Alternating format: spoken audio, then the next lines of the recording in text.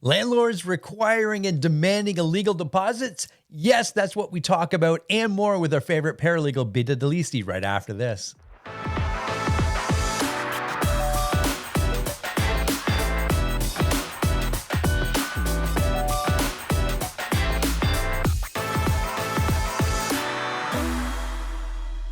Here we are, my friends, with our favorite paralegal in all the land, Bita Di Lisi. How are you, my friend?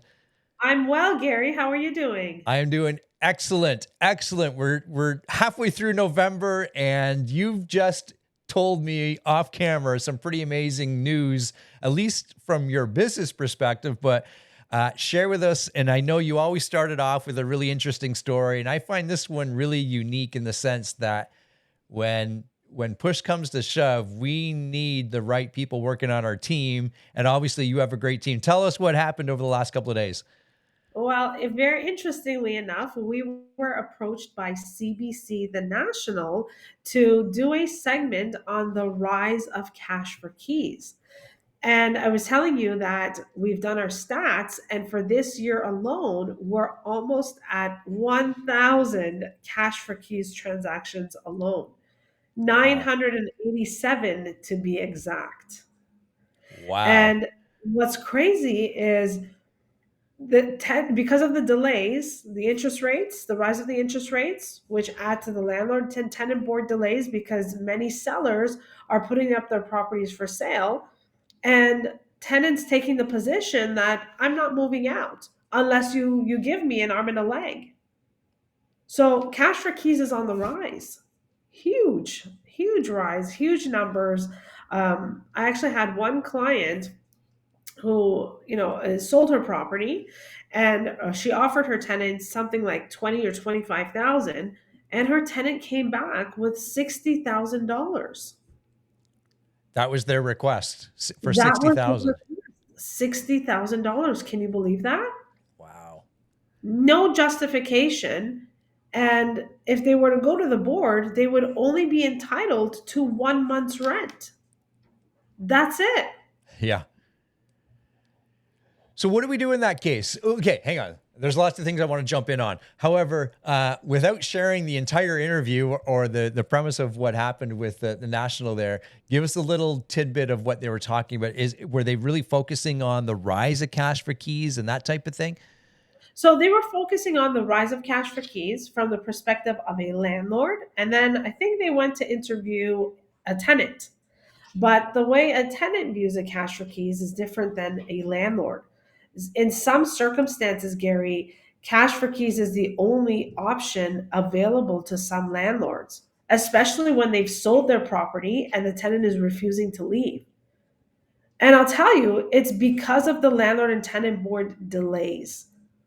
Had it been 5 years ago where there would be 1 or 2 months wait to get to the board, I mean, it wouldn't matter because your closing date would be 60, 90, or 120 days anyways, Yeah. right? Whereas right now, I mean, who's going to wait a minimum of 8 months, So right? let's talk about that. And I know we've talked about this in the past, and we were cautiously optimistic, shall we say, because of the new hires or the additional of adjudicators to the landlord tenant board, and we're able to get our hearings sooner. But what's going on here? So it's interestingly enough, I was telling you that we're hiring new paralegals for our firm, and one of my newer paralegals. Now, when I say newer, she's been in the business about a year, and she's doing really well. She's going on showings and showings. She's going on hearings, and on one of her hearings, she had to take a minute to come and ask me, Beta, am I mistaken? Because on a non payment of rent application, we have to inform the board on the day of the hearing by way of an L1 or an L9 update sheet the total amount of arrears that are owed up until the day of the hearing. And she said to me, is what I'm confused about is this adjudicator doesn't know what the difference is between an L1 update sheet and an L9 update sheet. And it's really scary because the person making a decision doesn't even know what the difference is. And That's we're where we're leaving, at. that's where we're at. We're leaving these people, the lay person, to make a decision on a matter of somebody that's owed 30, 40, $50,000, and they don't even know what the difference is. That's Right. crazy. That's crazy. Well, and that's, I mean, obviously there's going to be growing pains, but we don't need growing pains like that, especially when we're already backed up, like you said, like 8 months as an example. 8 months. It's Yeah. insane. It's insane. Actually, there was another hearing that one of my paralegals went on. And I don't know why some of these adjudicators, they open their mouths when they run out of time and they say, we're going to reschedule this matter for another 2 to 3 months. And the client who's listening expects the matter to be rescheduled in 2 to 3 months. And then it That's takes not going to about happen. 9 months for it to be scheduled. And what happens? They call us 1,000 times saying, what's happening? What's happening? The adjudicator said this.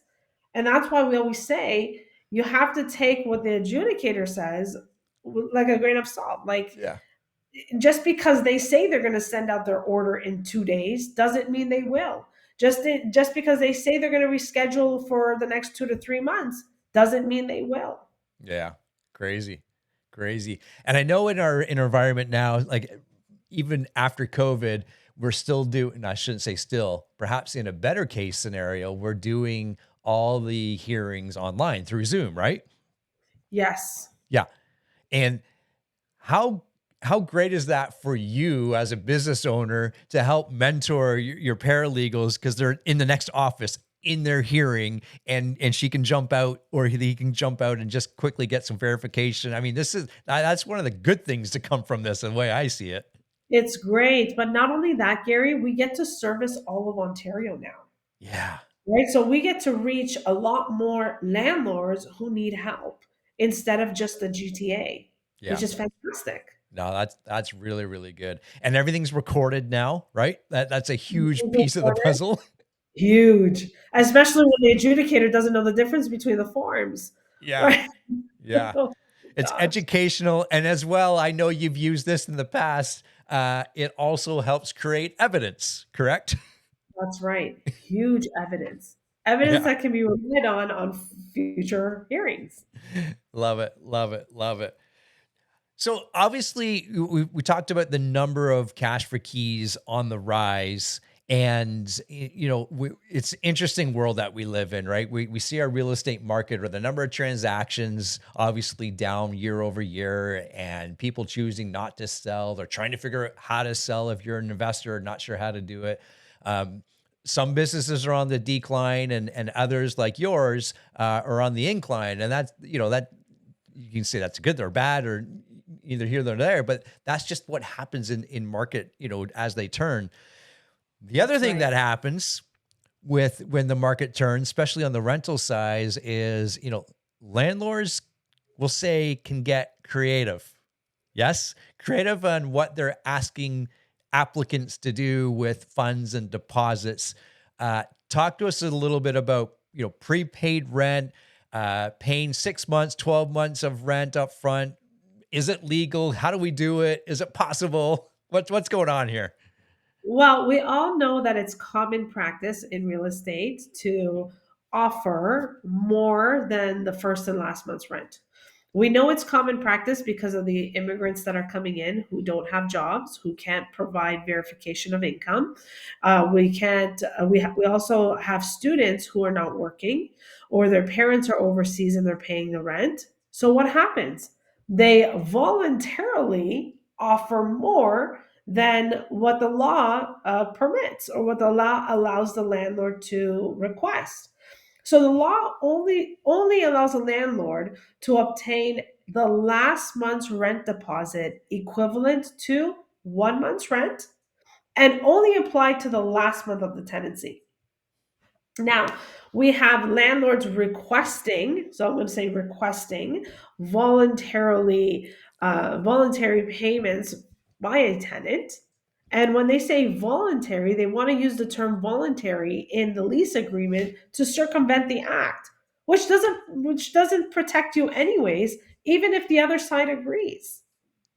Yeah. I'm curious, is voluntary, is that a legal term we can put in our documentation? I mean, depends what kind of documentation. Not in the lease, because the Residential Tenancies Act trumps the lease, Yeah. right? So it doesn't matter what the parties agree to. And Gary, it's no different than, us agreeing that the tenant is going to be responsible to shovel the snow and cut the grass, Yeah. right? We Because the law says, hey, landlord, you are the one that's responsible for maintenance. yeah. And that, I don't know about you, but that's probably one of the most overlooked items as a landlord that I think we could possibly do and decide to keep doing. Right? No, you live there. Or if it's a single family home, you live there, you shovel. Well, That's you can right. ask. You can Yeah. ask. The right way to go about it is to hire the tenant as a contractor to do it, which There you means go. it's separate from the lease, separate from the rent. I pay you, Gary, to cut the grass and shovel the snow. I don't know, $50 a month, $100 a month. But then, Gary, the question is, do you get insurance? Right? Because now you're providing a service. It's kind of a business, is it not? So do you get insurance? And now it's costing you to, cut the grass and shovel the snow. Yeah, that's interesting. I like that piece though of hiring the tenant back outside. Obviously, we always do things outside because it doesn't work together. Those It two doesn't. items, right? Exactly. And Gary, a landlord has to be prepared that if a tenant says, I'm no longer undertaking this responsibility to cut the grass and shovel the snow, that the landlord's going to have to hire somebody else to do it, or they're going to have to do it themselves. Yeah, yeah. And I'm surprised. And maybe it happens more than I know of. Tenants refusing not to shovel or cut the grass, keep the lawn in a maintained fashion. Does it happen more than I'm led to believe? Or I think it happens quite more often than you think. In fact, there's actually a recent decision from the divisional court that actually ruled for this being valid. That if the parties agree that the tenant is responsible, that the tenant is responsible. But it's a divisional court order decision, and I don't think this particular judge who made that decision actually is familiar with the Residential Tenancies Act. interesting, interesting.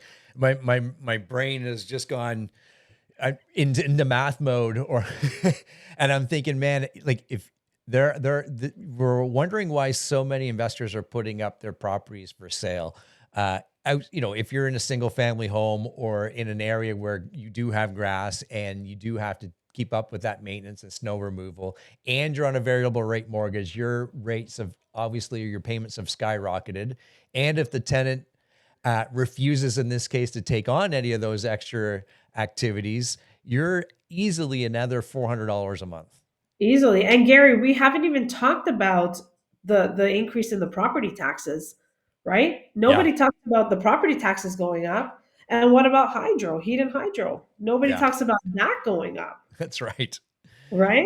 That's right. It's all doom and gloom, Bita. Why do people own properties? I Well, know. people own because, there are still many, many good opportunities. And although they might be shrinking at the moment, but like you and I, we talked about this in the past, we've owned a number of our properties for, 10 plus years. And when you get great tenants, and there are great tenants out there, trust me, we have some. You and I both have some. Yes, Uh, yes, we do. it's it's phenomenal, right? It really is. And of course, we're happy to go fix stuff when you have a great tenant, or for our great tenants, because we have great relationships. And I know, like you and many others, there are times when we don't have great tenants. That's that's the all part of it, right? It happens. It even happens to me, Gary. Yep. So at the end of the day, you're dealing with people, Yeah. right? That's right. That's right. Real That's estate is right. still the best investment. My father-in-law has built his wealth around owning real estate. So, I mean, like any business, Gary, there are headaches. I Yeah, mean, owning a convenience store is a headache too, right?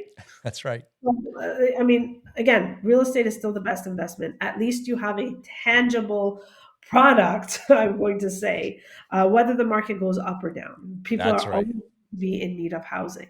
Yeah. Yeah. Well said. Okay. Circling back to what we started off with, your interview for the National. When can people see that? It airs December 5th. I don't have a time yet, but I know in the next couple of weeks, we will let you know what the time is. We hope everybody joins in and watches because lots of great information on the rise of cash for keys. Excellent stuff. And how do people get a hold of you? Check out our social media, our Instagram and Facebook at Stonegate Legal Services. Our website is also great, stonegate.legalservices.ca. Lots of great information. And if you want to book a free discovery call, which is similar to a consult, you can book it right off the website. That's fantastic. There you are, my friends. So that's Bita Di Lisi. I'm Gary McGowan. We'll see everybody in the next episode. Goodbye for now. Bye for now.